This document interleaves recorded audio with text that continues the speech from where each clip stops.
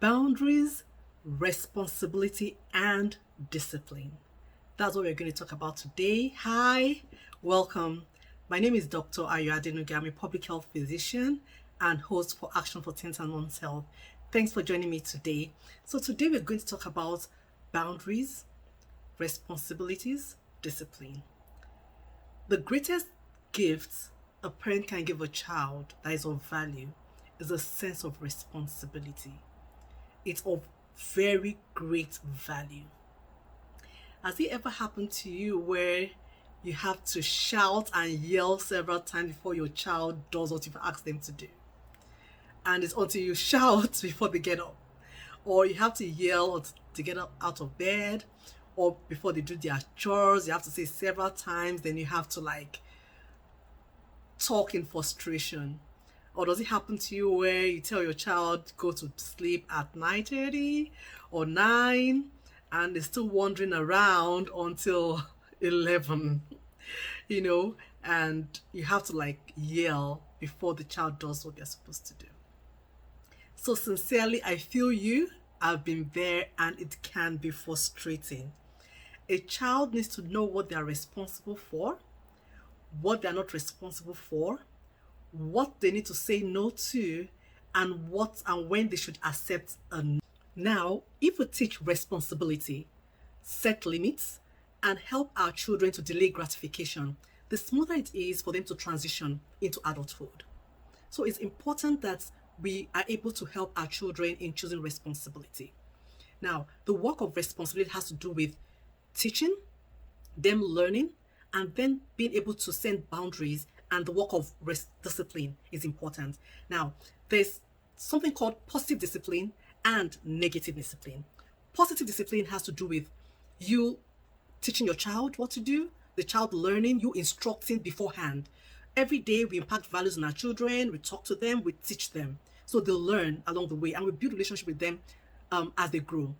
Now, negative discipline has to do with consequences. It has to do with chastisements. It has to do with consequences. It has to do with them dealing with what they've done wrong. Now, there's a difference. For a good child rearing to happen, there has to be a mixture of both the positive and the negative discipline. And it's actually a continuum. It goes from you having a positive discipline for your children in the sense of you're teaching them, you're educating them, they are learning from you, to the point of consequences. Now, let me get it right. Now, discipline and punishment are totally different things, and we should not try to mix them up. Now, discipline is structured in a way that your child is able to learn also from their mistakes. It's building external boundaries to help them to build the internal boundary. When you discipline a child, it builds the child's character to the point that they're able to go on their own without you looking at your back or being an helicopter mom or dad. So you have to build discipline early on, these external boundaries that helps your child to have his own well-developed internal boundary. Now, discipline is in two facets. Now, I will separate discipline from punishment first off so we have a very clear understanding. Now, punishment is almost like a penalty. It looks backwards. You did this, you did that, I'm going to punish you. And it's like a law. Don't do this, don't do this, don't do that. And you punish the child once the child does, or whoever it is. Also, it doesn't allow for practice.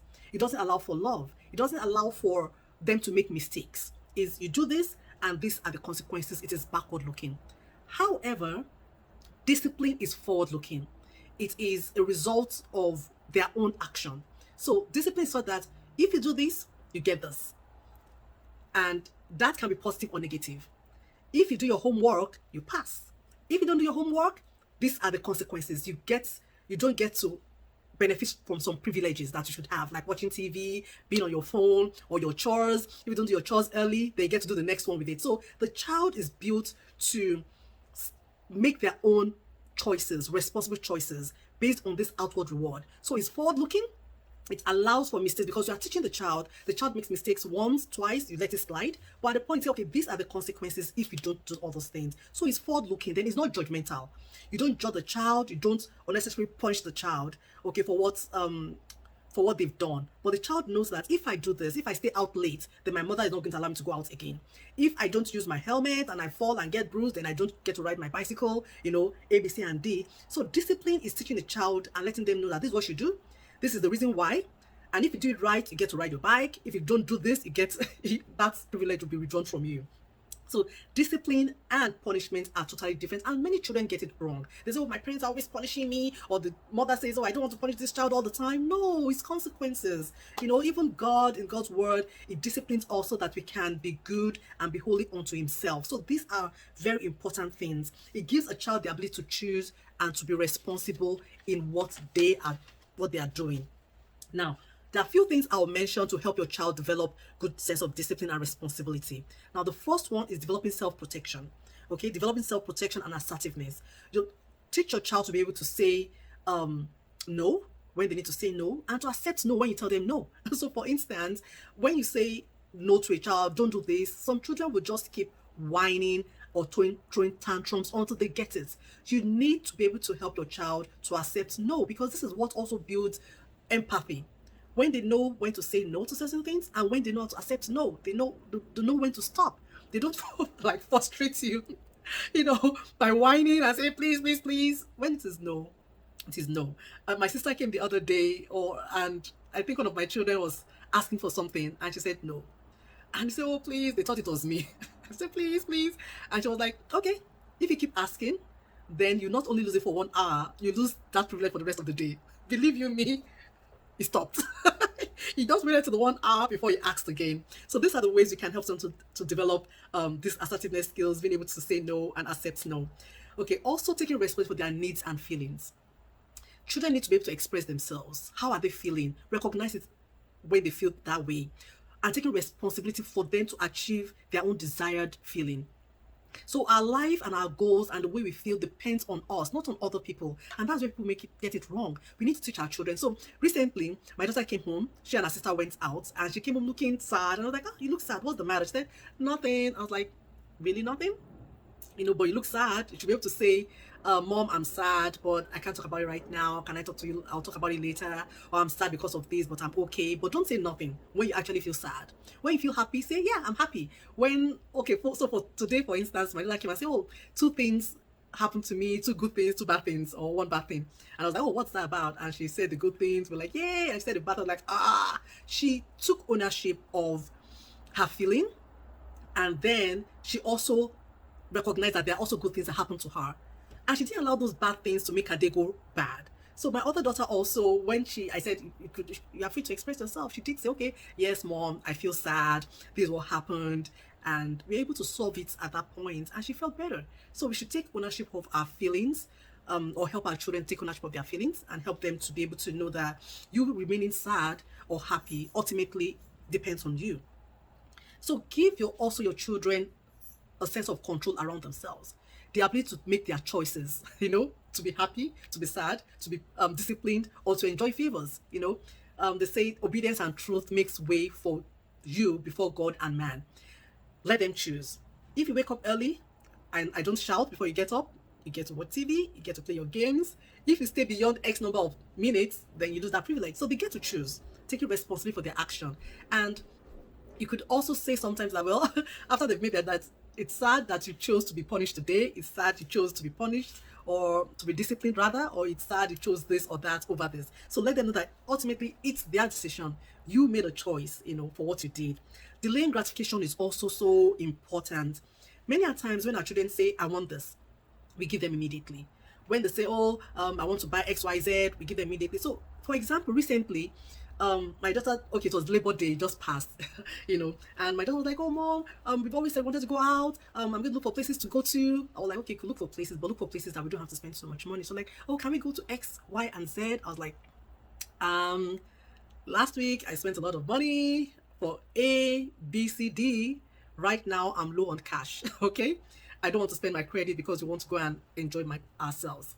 Let us look for things that are fun, that are nice, but low on the budget. And she understood, because I had bought several things worth a lot of money for them just days before. So she did understand. She reasoned, and she was like, "Okay, that's true. Can we consider A, B, C, and D?" And we went out. We had a nice time with my sister. In fact, actually, she paid for it. But that was fun because it was just affordable. It was family getting together. But we didn't have to go to a place that is expensive. We have to let our children know that they can delay gratification. We don't have to say yes to everything. Now, so now if you don't delay gratification in children, you build up adults that jumps at everything. The children grow up to say, I want new clothes, they get it. Even when they don't have money, I want new toys, they get it. I want this, I want that. And they just accumulate things they don't need immediately. But when you help them to delay gratification, the reason is this: I like this, I want this, but can I live without it? Is it an urgent need? No. Do I have other things I can use? Yes. Can I get it in the future? Yes. Or can I even save towards it? Yes. You know? And that is what the kind of children we should build. And before I used to give my children money, you have the friend. So every child is different. And when I give them pocket money, my daughter, she's a financial manager. She will save her money, save it and build it up to buy something good. Some of my other children, they're like, oh, I have this money, I want to buy this, and they spend it. And so the next time, it's not there. And I'm not going to talk. You spent your money and that's it. So another thing is respecting limits of others. We need to respect others' limits. When others don't like something to be done to them, then they shouldn't do it. Do unto others how you want them to do to you. And that's the first law. Love others like you'd like to be loved. And even like God would like to love them. So it goes beyond you, because some people don't want to be loved, but God says you should love other people. And that's the first law. So helping your children to respect other people's boundaries is important. If you don't want people to just take your toys and play with it, you also ask with respect for other people's toys. And when they say yes, you play with it. When they say no, it's a no. So now, things to consider in discipline. I'll be very quick because I don't want to exceed my time. Now, consequences. I'll say 5 things we need to consider when we are disciplining our children. The consequences. They are supposed to be to increase the child's sense of responsibility and not to control that child's life. It's supposed to help the child to choose between the right things to do and know the consequences over it. We shouldn't punish a child to control the child and subdue a child. Okay? We should allow the child to voice it, their opinions or their say in a respectable manner. Yeah, voicing your thoughts in a respectable way is important. We need to teach our children that. But at the end of the day, consequences are not punishment to subdue a child. Now, consequences will be appropriate to the situation. If a child does something wrong, give them the consequence of punishment appropriate to that thing. You didn't wash your plate, you would wash both afternoon and night plates. You were too long on your phone, then you don't get to use your phone for 1 or 2 days. Or you did this, you lose your privileges like your Xbox or your PSP, they are there. Now, it can be for 1 day, 2 days, so that when it's appropriate, the child knows, okay, if I do this, I get punished. But if a child does something little, and you punish the child like in this magnitude, the child like, okay, I better just do this big thing since I'm still going to be punished. So it's better to limit the consequence to what the action is. It's important. Well, funny enough, so there was a time my son missed washing his plate, and I was like, okay, I reminded you several times, and you're going to be punished. You lose your Xbox. Say, oh, mommy, please, not my Xbox. Can I wash plates for like 2-3 days?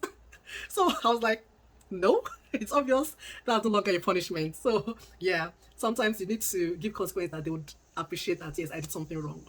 The other thing is that goal of boundaries, the goal of boundaries is like building an internal person.